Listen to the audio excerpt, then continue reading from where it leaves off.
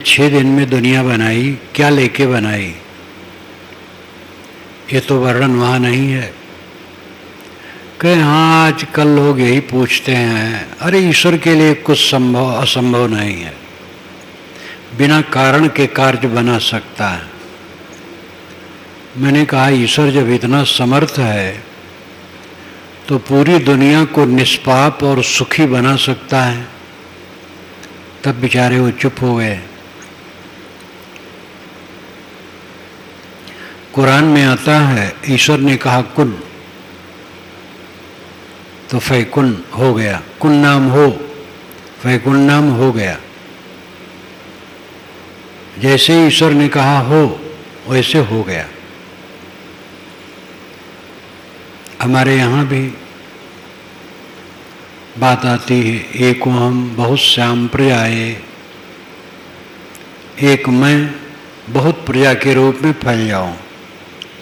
ब्रह्म ने सोचा और दुनिया फैल गई।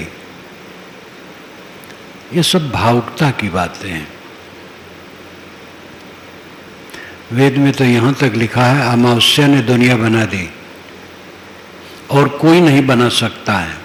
मंत्र में ही है और कोई नहीं बना सकता है।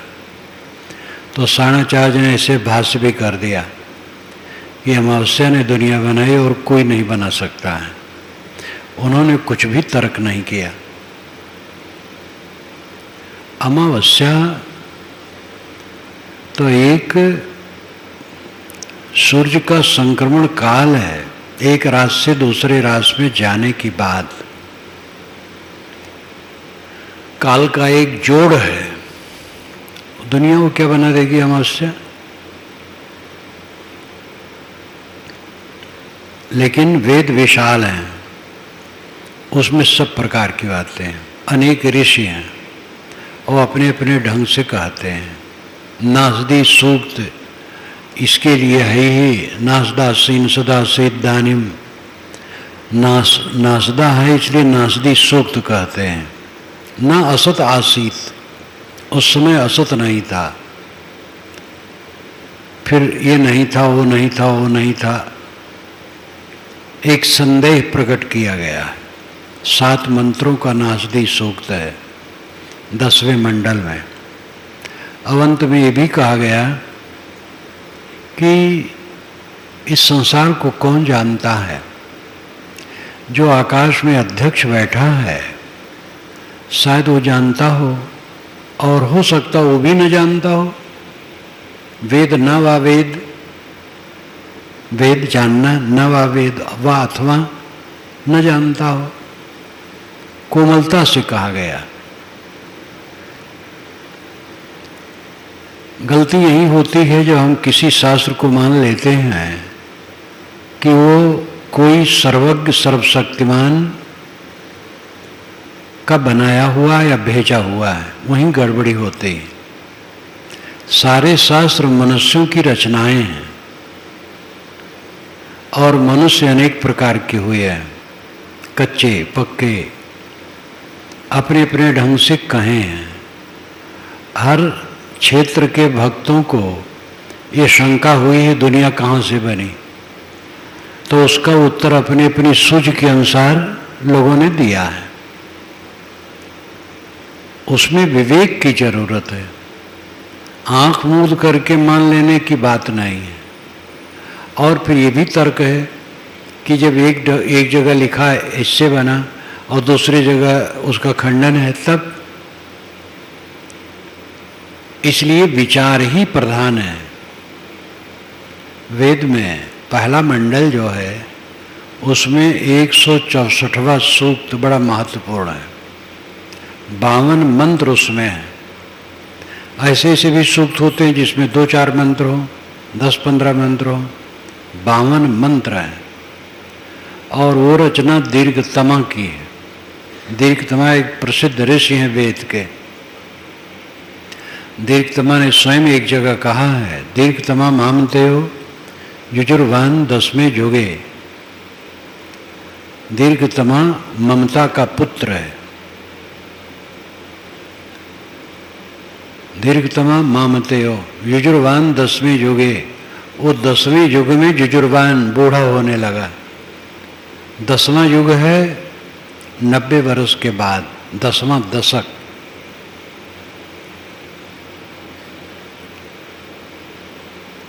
अपने को बताता है मैं ममता का पुत्र हूं, मातृसत्ताक वंश का प्रभाव। लेकिन वह दीर्घतमा ऐसा कहता है कि ऋग्वेद में प्रथम मंडल के 164वें सूक्त के 52 मंत्रों को आप पढ़िए तो लगता है ऋग्वेद का एक दिल है। बहुत ज्ञान की बातें हैं। वही दीर्घतमा एक मंत्र में कहता है, कोददर्श प्रथमम जायमानम स्तनवंतम यद अनस्था विवर्त। कोददर्श किसने देखा? प्रथमम जायमानम पहले पैदा होते,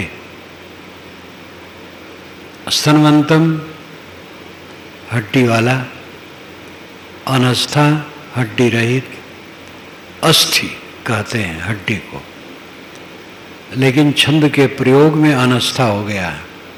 अस्था और अनस्था, ये सारा संसार हड्डी वाला है, पार्थिव है, स्थूल है, लेकिन सूक्ष्म प्रकृति हड्डी रहित है, पार्थिवता रहित है, सूक्ष्म है। वह सूक्ष्म प्रकृति इस हड्डी वाले संसार को लेकर के चल रही है। और उस सूक्ष्म प्रकृति को किसने उत्पन्न होते देखा है? कोददर्श प्रथमं जायमानम स्तनवंतम यदनस्था विवर्त। जो सूक्ष्म प्रकृति पूरे विश्व ब्रह्मांड को लेकर के निरंतर गतिशील है, उसको उत्पन्न होते किसने देखा है? कबीर दुनिया न हती तब रहा एक भगवान, जिन्हें देखा नजर भर सुर हो कोने मकान। ये गुरदयाल साहब ने कबीर परिचय में कहा, जब दुनिया नहीं थी तो एक भगवान था। तो साहब कहते हैं ये किस मकान में रह कर के इसने किसी को देखा है, किसने इसको देखा है? साहब बीजक में कहते हैं, तहिया होते पौन नहीं पानी तहिया सृष्टि कौन उत्पाने। अगर पौन पानी इत्यादि प्रकृति नहीं थी तो सृष्टि किसने उत्पन्न कर दी?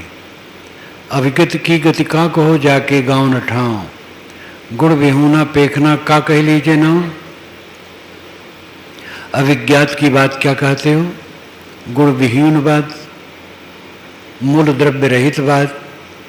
67 में वो छपी, तब से कई बार छपी। उसमें भारतीय लैमार्क डार्विन का मत सब कुछ है। छोटी पुस्तक है, जगन मीमांसा। इसको पढ़ करके इसके विषय में समाधान का काफी सहारा मिलेगा। विवेक यह है कि मूल द्रव्य नित्य है और मूल द्रव्य के गुणधर्म उसमें अनादि निहित हैं और उसके द्वारा जगत प्रपंच नित्य है। जगत कभी नहीं था ऐसी बात नहीं, जगत सब समय था, सब समय रहेगा। जगत में रह के जो करना चाहिए वो हमें करना चाहिए। भूत प्रेत काल्पनिक है। भूत प्रेत नाम का कोई जानवर नहीं होता है। विद्वान लोग ये अनुमान करते हैं, जब कबीलों का युग था, कोई राजा महाराजा नहीं होता था, एक कबीला एक समाज यहाँ है, एक 10 कोस की दूर पर है और जंगल। कोई कबीला बलवान हुआ, दूसरे पर गया, लूटा, मारा, काटा।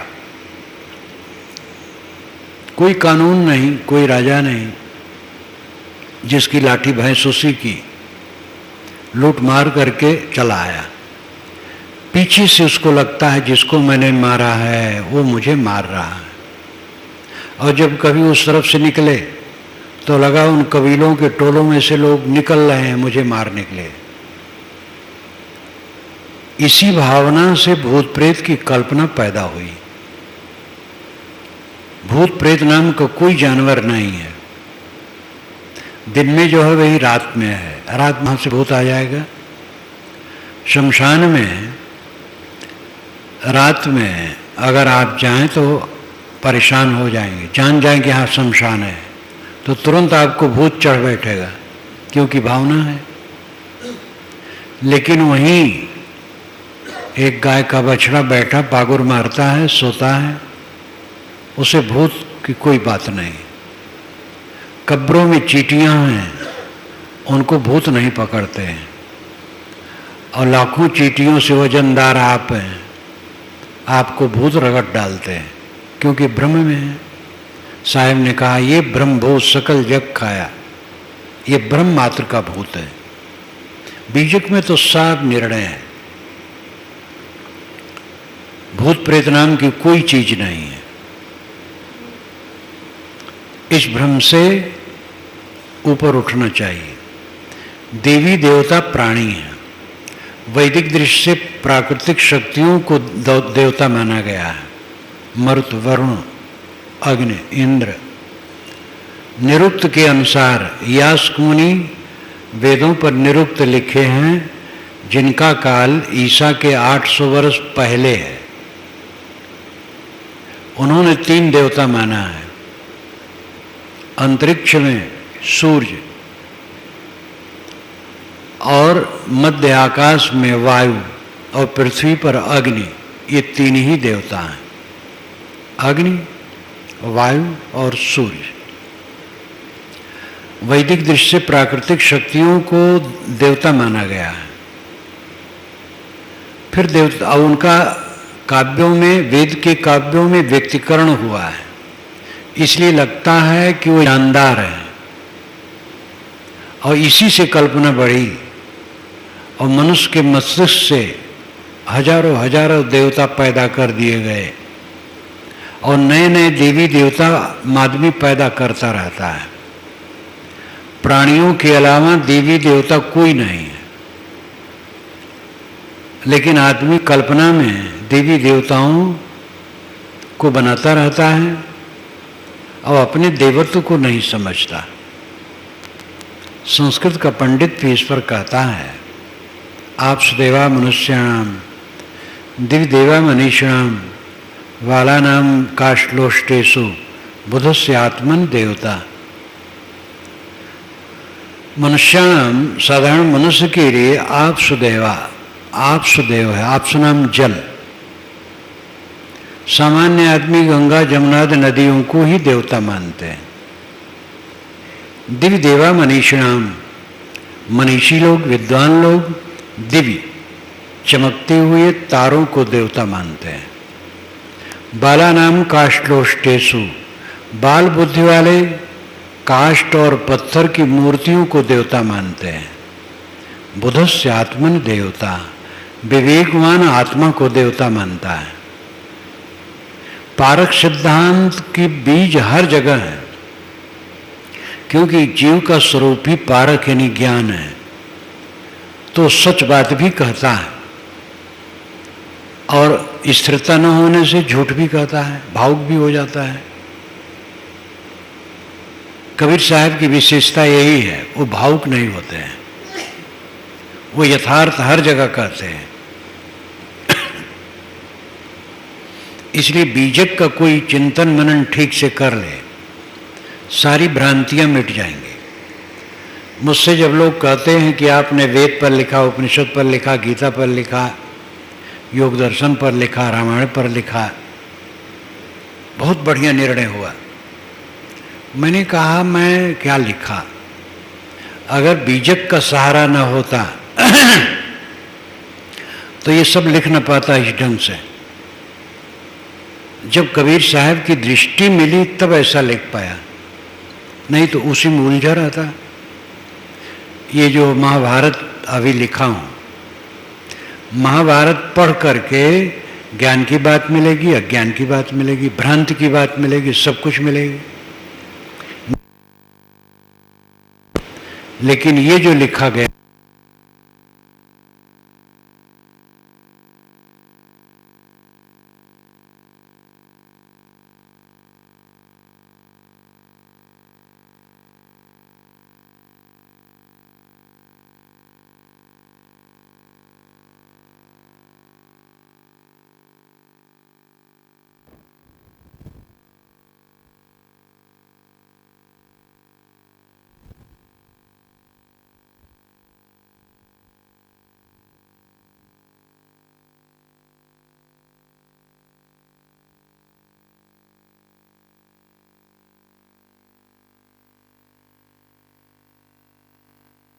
अल्पयत तुलसी अविद भूलान, 3 प्रकार के शब्द हैं, रोचक, भयानक, यथार्थ।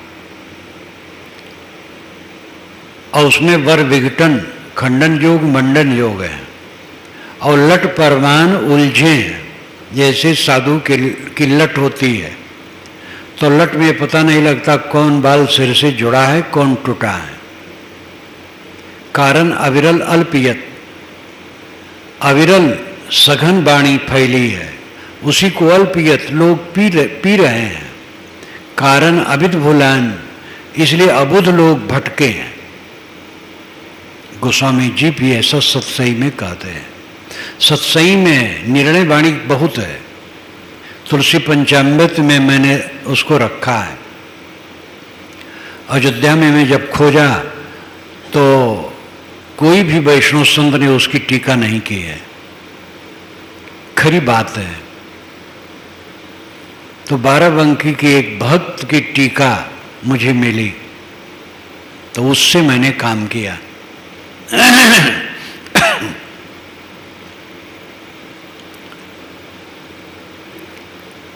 कोई पुस्तक प्रमाण नहीं है, विवेक प्रमाण है।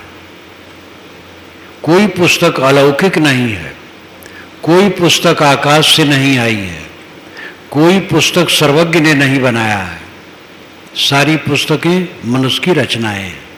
मनुष्य महान है लेकिन भूल बस गलत भी कहता है। इसलिए ये न कहो क्या आप अमुक की वाणी नहीं मानते हैं, ये दुहाई न दो। विचारों की क्या कहा है और निर्णय युक्त युक्तम उपादेयम वचनम बालकादिव अन्य तृणमेव त्याज्यम अपूतम पदमजोरिना। युक्त पूर्वक वचन बालक के भी प्रिय हैं, अयुक्त वचन ब्रह्मा का है तो भी नहीं मानना चाहिए। युक्त युक्तम बचो राहम बालादव सुखादव, युक्तहीनम बचस त्याज्यम वृद्धादव सुखादव। युक्त पूर्वक वचन बालक और तोते के भी मानना चाहिए और युक्तहीन वचन सुखदेव स्वामी का है तो भी नहीं मानना चाहिए। अब ये सब पारख के वचन हैं। पंडित भी पारख के वचन कहता है क्योंकि पंडित में भी तो पारख है, मौलवी में भी पारख है, ज्ञान तो सब में है। सही निर्णय और साहेब के बाद सार सार को गहिर है थोथा दे उड़ाए। साधु ऐसा चाहिए जैसा शुभ सुभाए। साहेब शुभ का उदाहरण देते हैं, वेद के ऋषि चलनी का देते हैं। सत्यमेव त्युतना पुनंतो यत्र धीरा मनसा वाचम कृत अत्रा सखाया सख्या न जानते भद्रे श्याम लक्ष्मी नेतादिवाच। सत्तुम यू तितौना, सत्तू की तरह चालो, तितौनाम चलनी, तितौना नाम चालना। सत्तू की तरह चालो, मनसा वाचम कृत, मन से वाचम वाणी को अकृत करो, मन से वाणी को छानो, विवेक से वाणी को छानो। निर्देश जगह जगह है। कबीरी भाषा, जगदीश गुप्त यहाँ के हिंदी विभाग के अच्छे विद्वान थे प्रयाग विश्वविद्यालय के, वो कहते थे जहाँ निर्णय तो कहते कबीरी भाषा है, कबीरी भाषा है। तो कबीरी भाषा, निर्णय भाषा हर जगह है। इसलिए सबका आदर होना चाहिए, सारे शास्त्रों का आदर होना चाहिए और सबके ऊपर विवेक का आदर होना चाहिए। भूत प्रेत भ्रम है, प्राणी के अलावा देवी देवता भ्रम है। अंग फड़कने से कोई हानि लाभ नहीं होता है, चाहे जो अंग फड़के निश्चिंत रहो। दिशाशूल नाम की कोई चीज नहीं, सब दिशा मंगलमय है।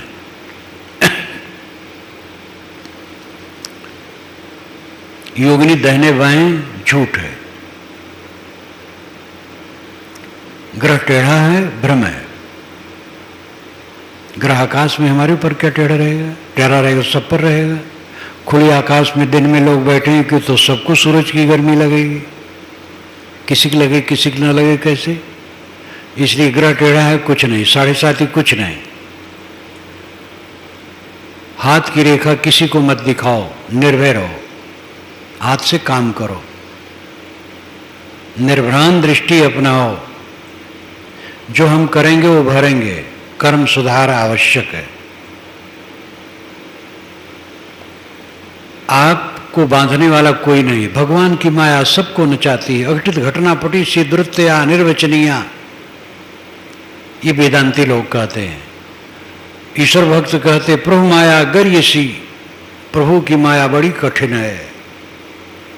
तू ही ने दर्द दिया, तू ही दवा देना। ये सब भ्रांति है। हमारे और आपके ऊपर किसी दूसरे की माया नहीं, हमारी अपनी माया है, अपना अज्ञान है, अपना अविवेक है। भगवान क्या निर्दय है? गांव में कोई ऐसा उद्दंड और सबको परेशान करने वाला आदमी हो, ऐसे होते हैं कहीं कहीं। जमीन बिक रही वो पहुंचेंगे, कहीं कितना रुपया हमें दो नहीं तो हम बिक्न करेंगे, तो मजबूर होकर देना पड़ता है। कोई नींव डाल रहा है मकान के लिए, पहुंच जाएंगे 10,000 रुपया हमें दो नहीं तो हम बनने नहीं देंगे। क्या ईश्वर ऐसे है? सबको परेशान कर रहा है माया में डाल करके? हमें तकलीफ हो रही है वो हमारी माया है, ईश्वर की माया नहीं। हमारा मोह माया है और इसी से हम परास्त हैं। आसक्ति ही दुर्बलता। वाद विरतविन ब्रह्म विचारू। गोस्वामी जी कहते वैराग के बिना ब्रह्म विचार बेकार है। अनासक्ति नहीं होगी तो शांति नहीं पाओगे। भगवान की माया नहीं, हमारी अपनी अविवेक की माया है। इन बातों को समझें। इन बातों को समझ लेने पर इसके लिए साधना नहीं करना पड़ता। समझ ली, सब भ्रांतियां उड़ गई। ये मेरा अपना अनुभव है। इन सब भ्रांतियों में मैं था। 18 वर्ष की उम्र में मुझे पारक सिद्धांत मिला और सगुण उपासना में मैं खूब डूबा था। राम कृष्ण विष्णु शिव ये चारों हमारे उपास्य थे। ओम नमो भगवते वासुदेवाय, ओम नमः शिवाय, राम राम और गायत्री, ये चारों का जप और खूब एकदम लगन। उसी बीच में पारक सिद्धांत की भनक पड़ी और चौंक हुई। फिर प्रश्न हुआ और संतों से बात करने लगा, भक्तों से बात करने लगा। बीजक मूल मिला तो कुछ समझ में आवे, बाकी समझ में नहीं आवे। तब त्रिज्या पूर्ण साहिब की टीका खोजा, एक स्थान पर मिल गया, पढ़ने लगा। 3 महीने में हमारा सारा भ्रम उड़ गया। फिर कभी नहीं समाया भ्रम। वाणी जाल का प्रपंच समझ लेने पर उड़ जाता है, लेकिन खानी जाल, देहाभिमान, विषयासक्ति, मोह माया, इसको जानना भी है और साधना करना है, तब ये मिटता है। भूत प्रेत को समझ गए, भूत प्रेत उड़ गए। ऐसे एकांत जगह भी मैं रहा और महीनों रहा अकेला, जहां करीब करीब आधा किलोमीटर 1 किलोमीटर दूर दूर गांव नहीं, और वहां भूत प्रेत लोग मानते थे। ये 56-57 की बात, 56 की बात है। तो चरवाहे आवे, महाराज आप अकेले रहते, बड़ा खतरा है, यहाँ भूत प्रेत हैं। तो मैं कहूँ भूत प्रेत हैं तो भूत प्रेत हैं और हम हैं, अकेले कहाँ हैं? अरे कहीं महाराज आप अभी हंसते हो, मजाक करते हो, जब पाला पड़ेगा तब पता लगेगा। कुछ नहीं पड़ा, झूठ है ये भूत प्रेत। तो मुझे वाणी जाल के विषय में, भ्रांति के विषय में कुछ साधना नहीं करना पड़ा, समझ लिया, उड़ गया। लेकिन देहाभिमान, विषयासक्त, मोह माया जान लेने मात्र से ये नहीं उड़ता है। इसके लिए साधना करना पड़ता है, बराबर अभ्यास। विषयासक्ति को मिटाओ, देहाभिमान को मिटाओ, मोह माया को मिटाओ। इसके लिए स्वाध्याय, सेवा, साधना, चिंतन, मनन निरंतर करो। निर्भ्रांत दृष्टि हो जाए तो बहुत सा दुख दूर हो जाता है।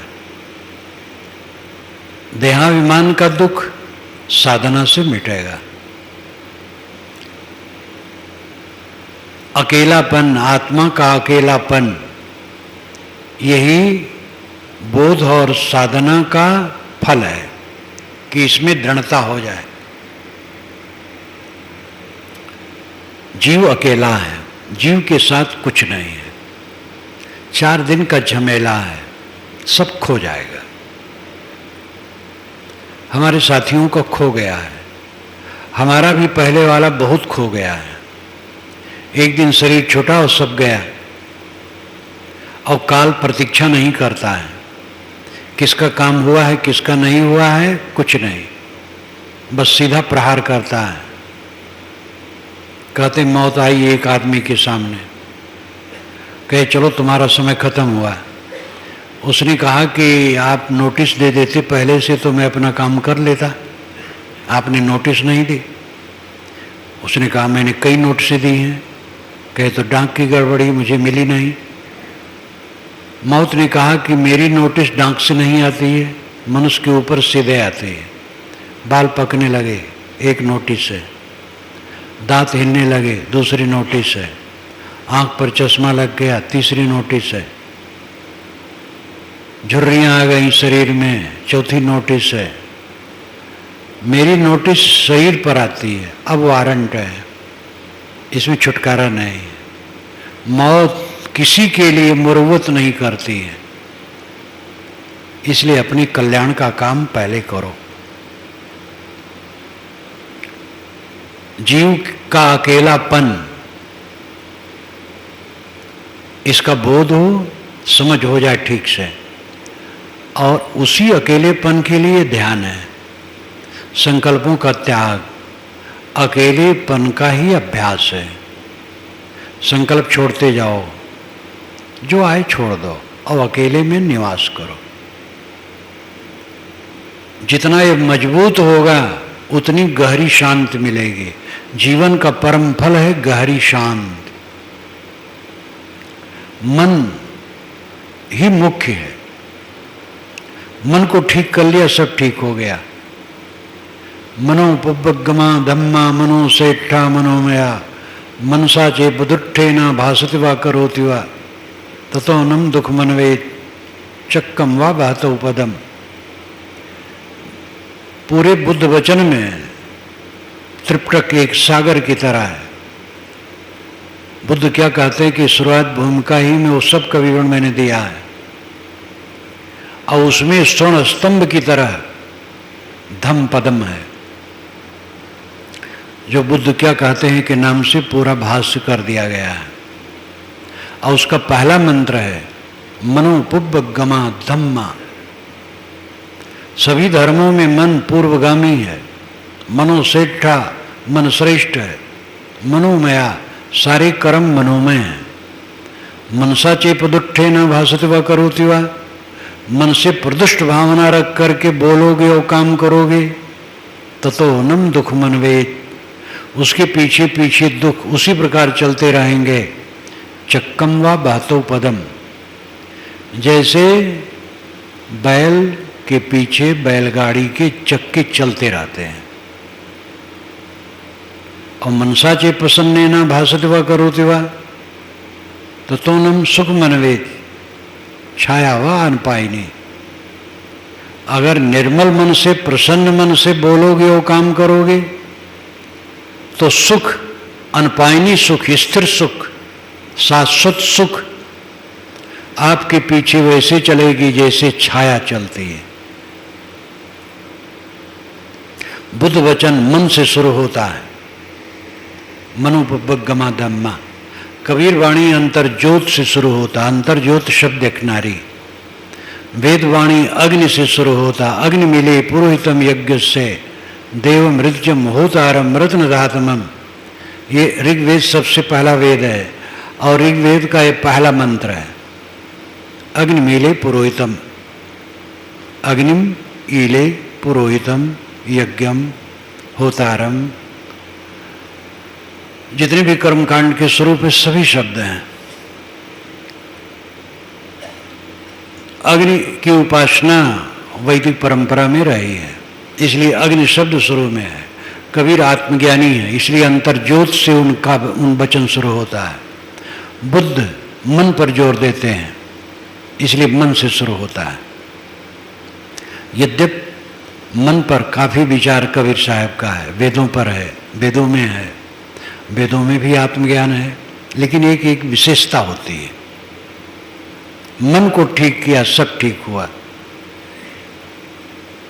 संकल्पों का त्याग अपनी असंगता के बोध में रहने के लिए उच्चतम साधन है। उठते बैठते चलते फिरते भी ध्यान रखो, बेकार की बातें आ जाती हैं, छोड़ दो उसको। खराब बातें, निरर्थक बातें, अनर्थक बातें कुछ भी न लो, छोड़ते जाओ।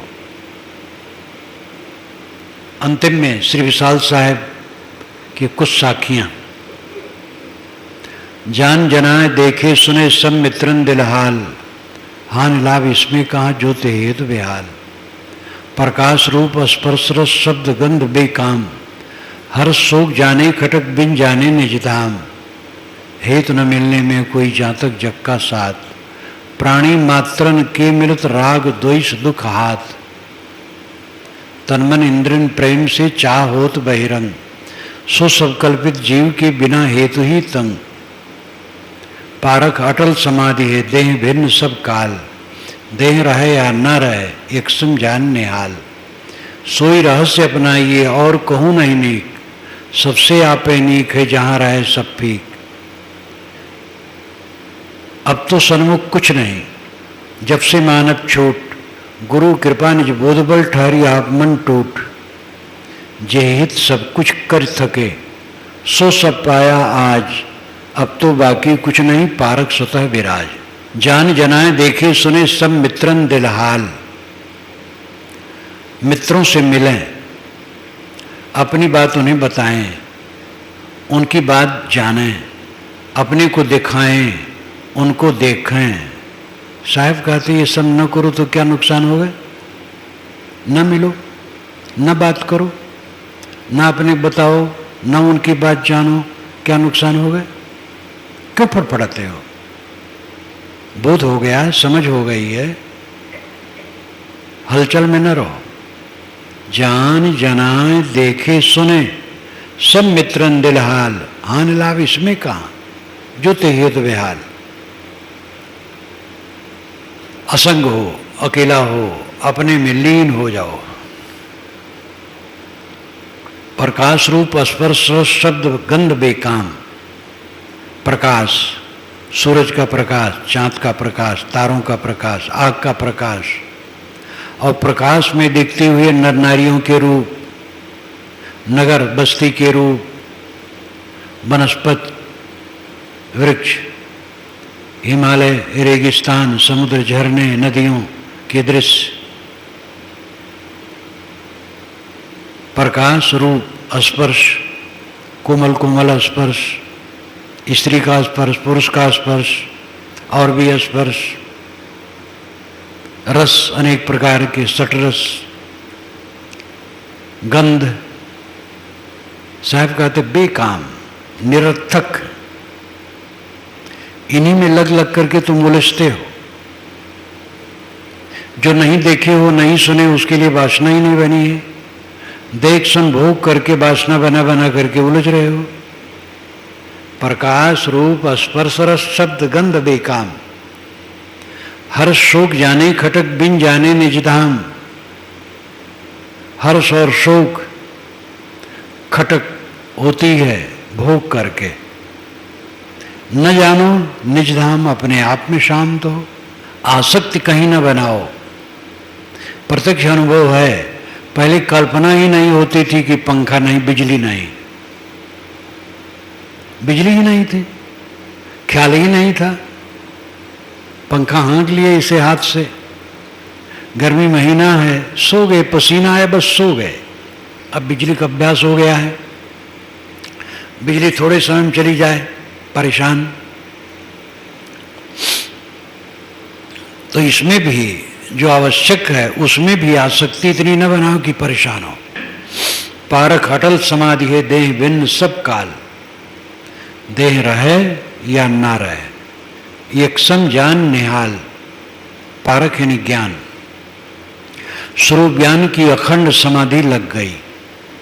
देह भिन्न सब काल, सब समय मैं देह से भिन्न असंग शुद्ध बुद्ध चेतन हूं। अब देह अभी बनी रहे कुछ दिन या अभी मिट जाए कोई प्रयोजन नहीं है। एक सम जान निहाल, सभी स्थितियों में एक समान बुद्धि और निहाल कृतार्थ कृत। कृत का मतलब है जो करना था कर लिया, जो जानना था जान लिया, जो करना था कर लिया, जो पाना था पा लिया। जानना था अपने को और बंधन को, करना था बंधन की निवृत्ति और पाना था स्वरूप स्थित, वो सब पूरा हो गया। अब कुछ वांछा नहीं है। देह रहे कि जाए दोनों में समान, बल्कि देह जाए तो ठीक, देह के पीछे झंझट की सिवा क्या है। इस प्रकार असंग अपने स्वरूप में स्थित जेहि हित सब कुछ कर थका सो सब पाया आज। अब तो बाकी कुछ नहीं, पारक स्वतः विराज। जिसके लिए मैंने सब कुछ करके थक गया और नहीं मिला, धन बटोरा, जन बटोरा, पद ऊंचे ऊंचे पदों में गया, बहुत कुछ पाया, भीड़ पाया, लेकिन वो चीज नहीं पाई जो गहरी शांत थी। अब वो गहरी शांत मिल गई। अपने आत्मा की असंगता के बोध और स्थिति में गहरी शांति मिल गई। अब तो बाकी कुछ नहीं, अब कुछ बाकी नहीं है। इच्छा ही खत्म हो गई, चाह गई, चिंता मिटी, मनुआ बेपरवाह।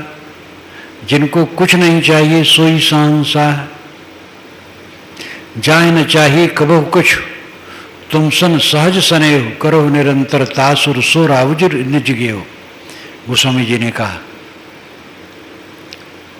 सब तरफ से निष्काम हो गया, क्योंकि सारी कामनाएं शांत हो गई। अब तो बाकी कुछ नहीं। जब से मानव छूट, गुरु कृपा निज बोध बल ठहरी आप मन टूट। अब कुछ बाकी नहीं रहा। जब से मान्यताएं छूट गई, अहंता ममता राग द्वेष की मान्यताएं, हमें कुछ कोई कह दिया, तुम्हें कोई कुछ नहीं कह सकता है। तुम ऐसे निर्लेप हो कि वहां तक दूसरे की गति नहीं है। ये मिट्टी के लौंदे को अपना मानते हो, और मिट्टी के लौंदे का एक नाम है, उस नाम को किसने गाली दे दी, अब आप अपने में आरोपित कर लिए। आप तो शुद्ध चेतन हो, शुद्ध चेतन को कोई गाली दे सकता है? अब तो सन्मुख कुछ नहीं। जब से मानव छूट, गुरु कृपा निज बोध बल ठहरी आप मन टूट। गुरु की कृपा से अपने आप में ठहर गया और मन टूट गया। जे हित सब कुछ कर सके सो सब पाया आज। जिसके लिए मैं सब कुछ करके थक गया था और नहीं पाया था, अब पा गया।